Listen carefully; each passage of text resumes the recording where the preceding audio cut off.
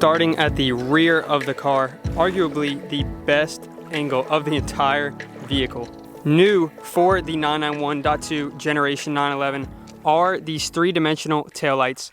Look much better than the previous generation, which was just a flat type of cover. Loving that. This car is also equipped with the sports exhaust. Definitely a must-have in my opinion. It gives the car a better tone and it burbles and cracks when letting off the throttle. Now, moving on to the wheels of this 911. These are the optional 20-inch RS Spider design wheels. Absolutely gorgeous. This is a $2,400 option, and personally, I would spec these wheels, considering this sets it apart from so many other 911s that I've seen on the road, at least down here in southern Louisiana. Moving a bit higher to the top of this car, we have Porsche's active rear spoiler. Beautiful. Looking at these lines, they're a bit different compared to a regular 911 Carrera S. Because this is a Cabriolet, this carpet mesh roof will fold into its compartment. Moving along with Porsche's beautiful body lines, we all have to admit, we end up at these sport design side mirrors. This is part of a $6,800 package that comes with the side mirrors, as I just said, sport chrono, rear axle steering. I'll get to that a bit later, but definitely a must-have. Continuing, we see Porsche's uniquely placed gas cap fill-up area to put gas in this car. But looking around the front of this car, we start with these Porsche dynamic light system plus headlights. They move as you turn. If you turn right, they'll point towards the right, especially at night. This is amazing because you can see what's coming up in front of you.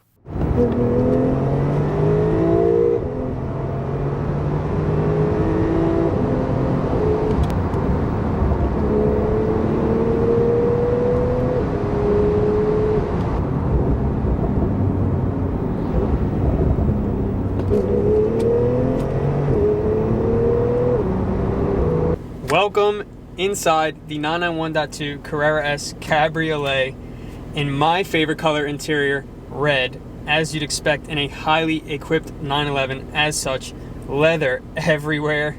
This car is equipped with Porsche's 3-liter twin turbocharged flat six, producing 420 horsepower and 368 pounds-feet of torque. Now, do remember that this is a Porsche. Those numbers are put to the ground. Setting off here, I want to talk a little bit about Porsche's mechanical features that come on the 911 Carrera S Cabriolet. This car is equipped with rear axle steering. It's part of that sport package that comes with those side rear view mirrors that I was talking about earlier. So, under 31 miles per hour, the rear tires turn in the opposite direction to increase agility. Over 50 miles per hour, they turn in the same direction as the driver's input to increase stability. A bit confusing, but think about it, you'll get the hang of it. It's overall just an amazing driving experience. Now, you may be wondering, what about above 31 miles per hour and below 50 miles per hour? What does it do then if it doesn't have a specified direction? Well, Porsche, being the amazing engineering company that they are, this car determines, well, what is the condition that I'm in right now? What do I need to do to produce the best driving feel, driving input in this driver's car? Well, it might turn the same way, it might turn the opposite way. It just depends on the present conditions. Right now, the car is in normal mode, exhaust valves closed, wing is down, a bit of a subtle mode. We're immediately gonna go into sport right now, which gives us those burbles and cracks that we all love. I love. Pretty sure you do. We'll pop it over in a manual, downshift a couple times. Let's see what it's got.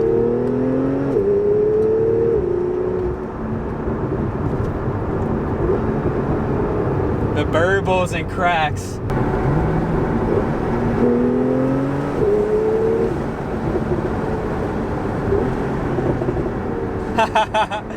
That's Porsche for you guys.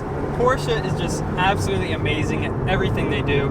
Now, I kind of want to step back. Emotions aside, I drove Mr. Walt's Cayman GTS in a video back. Go check that video out. Chalk, amazing spec.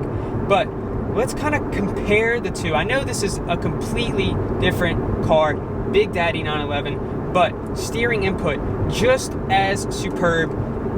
It's just even better in this 911 Carrera S Cabriolet because of that rear axle steering. Like I talked about earlier, it makes the biggest difference you would never imagine until you drive one of these.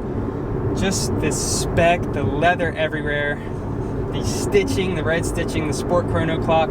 This is a Porsche right here, you guys.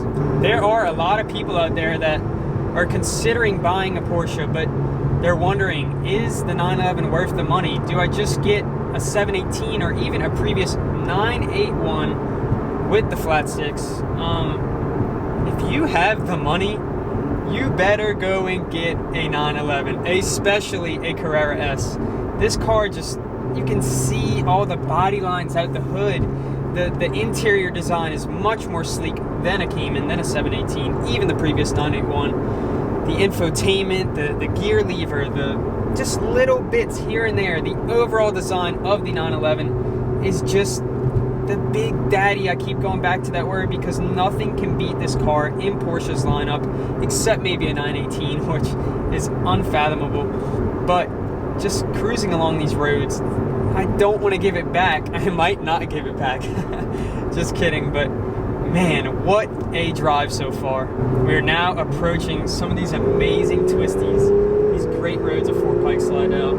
This car just grips with that rear axle steering, and as soon as you let off, it kind of has that engine brake to it as well. It almost reminds me of like a Formula One car. Even though I haven't driven one, I hear about them, I study them all the time. Kind of just brakes, and it sits the front end and the rear end in the corner perfectly. This 911 stuff is not getting old. See, we'll downshift a couple times right here. We'll go to third, second. Just takes off like a rocket. I've never felt any power like that. I've even driven Mustang GTs. I've ridden in GT3 RS, and the GT3 RS is amazing, but driving a 911, it puts the power down better than any other car.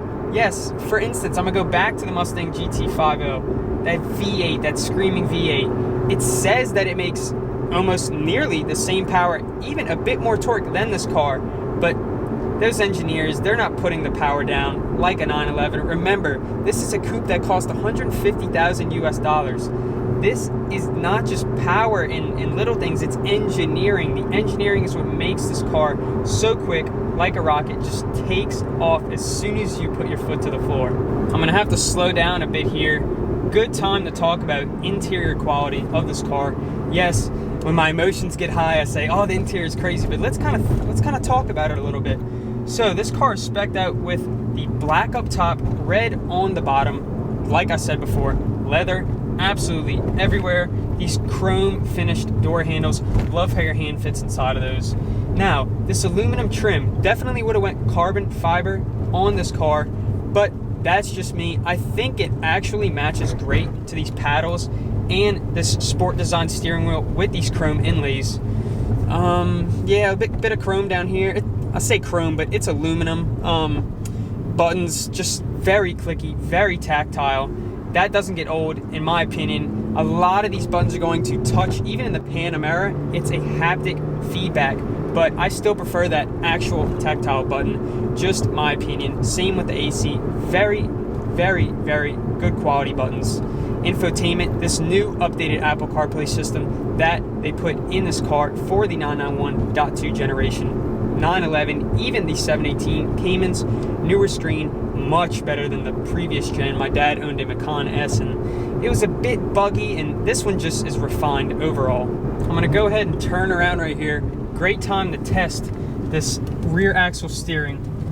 Wow, I did not expect that. It just shoots you around so like effortlessly. It almost feels like a little smart car or a Fiat, something of that like.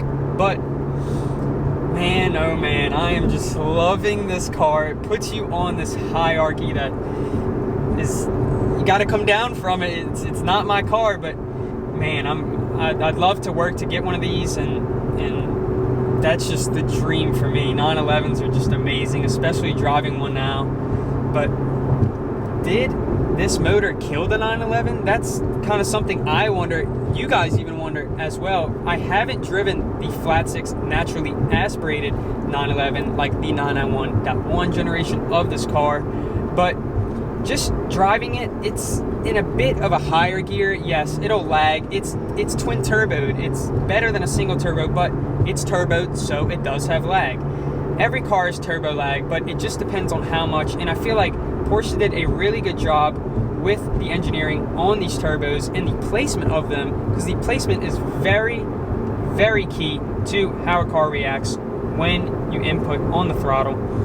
But wow, it's amazing, you guys. And just looking out, I love these gauges. I'm a bit upset on the 992 that most of them have went to an electric screen. We still have that tactile one in the middle on the 992, but this is the one to get because you have the upgraded infotainment, the three-dimensional taillights, a bit updated body lines, and you still have this 5-gauge instrument cluster that's all needles. And needles just look way better, especially with this PDK, Porsche double coupling transmission, that dual clutch transmission that we all love. It just shifts fantastically, and that needle really gives a good representation of how quick it shifts.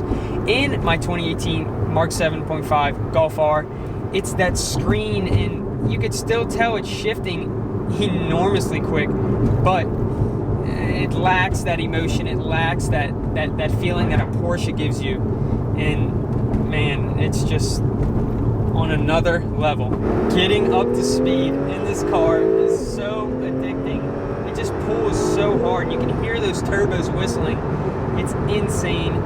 In fourth gear right now, not going to drop it to third, but just to get a feel of that rear axle steering over 50 miles per hour, just feels so stable. And that's what I was talking about earlier. At the high speeds, the wheels turn in the same direction as the driver's input, as my steering input, and it just makes the wheelbase feel longer, which kind of does, and it just takes you right through that turn. You have no fear of going fast in this car, and that's why I love the Porsche 911, because you just feel on top. You feel like you can beat that guy in a turn. You know that you're safe in that turn, and whatever you do is going to be okay. The car will handle it. This car is built for that, built for making a mistake here and there. But if you know what you're doing in this car, you can get so much out of it, which is a bit unrealistic on roads like this. I mean, I can't take it above the speed limit, so it's a bit hard to tell, is it a great car? But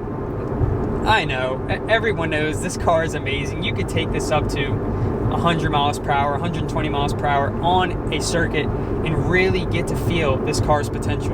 Overall, just an amazing car. Great job, Porsche. Great job, engineers. The engineering squad they are.